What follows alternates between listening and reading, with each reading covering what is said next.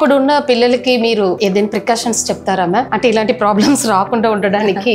Life లో మన career ఎంత ఇంపార్టెంటో మన ఫ్యామిలీ కూడా ఈక్వల్లీ ఇంపార్టెంట్. సపోజ్ మీకు నిజంగానే జెన్యున్ గా యూ ఫీల్ దట్ లేదు ఇప్పుడు నేను గబుక్కుని పిల్లలకి అంటే ఐఎమ్ నాట్ వెరీ ష్యూర్ నేను సరిగ్గా పెంచుకోగలనా లేదో, ఐఎమ్ నాట్ వెరీ ష్యూర్ నా కెరియర్ నేను ప్రోగ్రెస్ అవ్వగలనా లేదు, ఆ డౌట్ ఉంటే నేను మీకు సిన్సియర్ గా ఒక అడ్వైస్ ఇస్తాను. Freeze your gametes. Me eggs freeze చేసుకోండి. సపోజ్ మీరు ఒక ఎగ్స్ ఫ్రీజ్ చేశారు అనుకోండి అట్ ద ఏజ్ ఆఫ్ 25, మీరు 35 years అప్పుడు పెళ్లి చేసుకుని you decide to have a child. So మీకు ఒక 25 year old అప్పుడు ఉన్న క్వాలిటీ ఆఫ్ ఎగ్ మీకు 35 years లో పెట్టించుకుంటున్నారు. సో ఎంత అడ్వాంటేజ్ అది. సో అప్పుడు మీ ఎగ్ క్వాలిటీ కానీ మీ ప్రెగ్నెన్సీ రేట్స్ కానీ మీకు పుట్టబోయే బేబీస్ మీద ఎఫెక్ట్ కానీ ఏమీ ఉండదు. So I would sincerely advise మీకు okay you want to have your children at 35, 36 అదేం పెద్ద క్రైమ్ కాదు. ఏముంది నేను బాగా సెటిల్ అయినాక I want to have a child అనుకోవడం తప్పేం లేదు. But at the same time పుట్టబోయే బేబీ మీద ఎటువంటి ప్రభావం చూడకుండా యంగ్ ఏజ్ లోనే మీరు ఎగ్స్ ఫ్రీజ్ చేసుకుని